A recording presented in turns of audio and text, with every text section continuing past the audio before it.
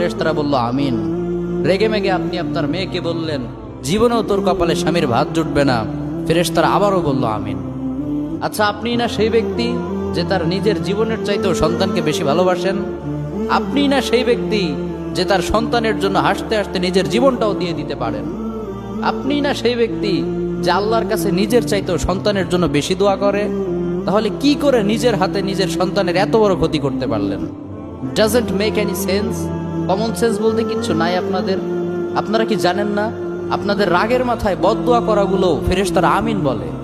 দাওয়াতুল ওয়ালিদ আলা ওয়ালাদি, বাবা মা তার সন্তানের জন্য যেই দোয়া করে সেটা ভালো হোক কিংবা বদদোয়া হোক, আল্লাহ সেটাই কবুল করে নেয়। এজন্য খবরদার, নেভার কার্স ইউর চিলড্রেন। রাগের মাথায় কখনো সন্তানকে অভিশাপ করবেন না। খুব বেশি রাগ উঠে গেলে তার জন্য উল্টা ভালো দোয়া করেন।